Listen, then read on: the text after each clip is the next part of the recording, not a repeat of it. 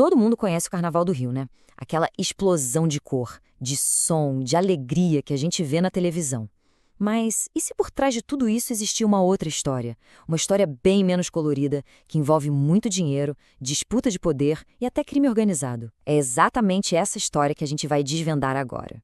Para entender essa trama toda, a gente vai seguir um caminho. Primeiro, vamos ver a real dimensão dessa festa. Depois, seguir a trilha do dinheiro, entender o debate que ele causa, ver como a política entra na avenida e quem realmente manda no jogo. No final, a gente vai tentar entender qual é o verdadeiro preço de toda essa paixão.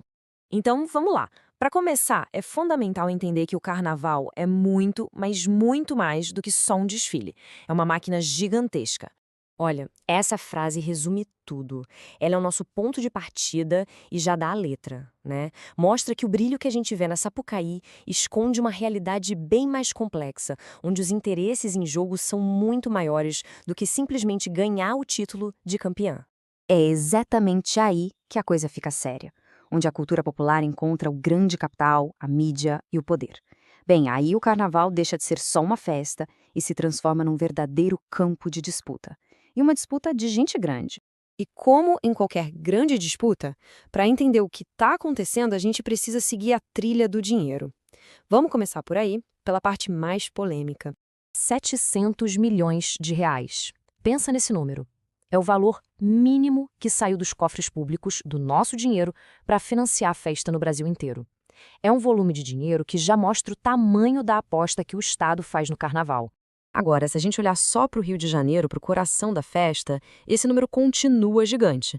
Foram mais de 123 milhões de reais só para as escolas do grupo especial. É muito dinheiro concentrado.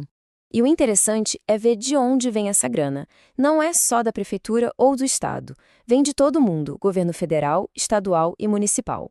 Ou seja, apoiar o carnaval não é uma ação isolada, é praticamente uma política de Estado, com todo mundo investindo junto. Mas claro, seria um erro achar que o carnaval vive só de dinheiro público. Longe disso. As grandes escolas são verdadeiras empresas. Elas movimentam uma fortuna com direitos de TV, com a bilheteria do sambódromo, patrocínios. A verba pública é só uma parte da equação. E toda vez que a gente fala de tanto dinheiro público indo para um lugar só, surge a pergunta inevitável. Isso é um bom investimento ou é um desperdício de recursos que poderiam ir para outro lugar? E aqui o dilema fica claríssimo. De um lado, a gente pensa, com 700 milhões, daria para construir hospitais, escolas, casas populares. É o chamado custo de oportunidade. Mas do outro lado, tem o argumento econômico. O carnaval gera bilhões em receita e milhares de empregos, movimenta o turismo. Não existe uma resposta fácil para essa questão. Só que o dinheiro não compra só o espetáculo. Ele compra algo muito mais valioso, influência. E em ano de eleição, a Sapucaí pode se transformar no maior e mais caro palanque político que existe. O que aconteceu com Acadêmicos de Niterói é o exemplo perfeito disso.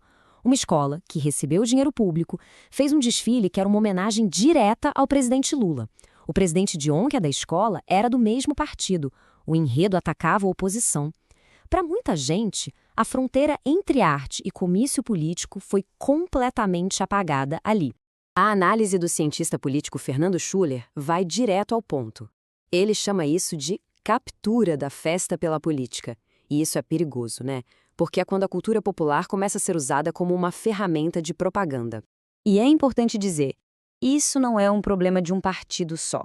Em 2006, aconteceu o inverso. Uma escola homenageou o PSDB e o PT reclamou.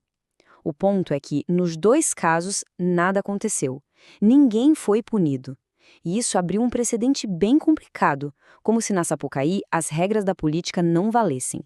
Mas se os políticos usam a avenida como um palco, tem um outro poder, bem mais antigo e silencioso, que vê a avenida como seu quintal. Um poder que não aparece sob os holofotes. Para entender esse poder, a gente precisa falar do jogo do bicho. Não é só uma aposta ilegal, é um verdadeiro império paralelo, com suas próprias regras, sua própria hierarquia e um poder gigantesco, principalmente no Rio de Janeiro. A forma como os bicheiros tomaram conta do samba foi genial do ponto de vista estratégico. Primeiro, eles chegaram como salvadores, os mecenas que botavam dinheiro quando ninguém mais botava. Depois, assumiram controle, a gestão das escolas. E com o tempo, as escolas viraram a fachada perfeita. Um lugar para lavar dinheiro, ganhar respeito na sociedade e, o mais importante, ditar as regras do jogo. E isso nos leva à acusação mais grave de todas, a de que o rebaixamento da escola que homenageou Lula não foi coincidência. A suspeita, apontada na reportagem, é de que a ordem para rebaixar a escola veio de cima, do comando do jogo do bicho. Um recado claro de quem realmente manda no pedaço. Bom, e agora a gente junta todas essas peças. O dinheiro público, a política, o crime organizado. E o que a gente tem é um retrato bem complexo do carnaval. O que a gente vê, no fim das contas, é que o Carnaval do Rio não é só uma festa. É um território disputado à tapa.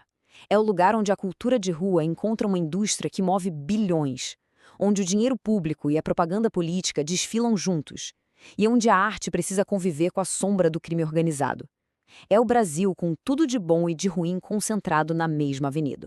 E isso nos deixa com aquela pergunta final, que fica no ar mesmo depois que a festa acaba. Afinal, qual é o verdadeiro preço que se paga pela maior festa do mundo? A resposta, como a gente viu, talvez não esteja no brilho da superfície, mas sim nas sombras dos bastidores.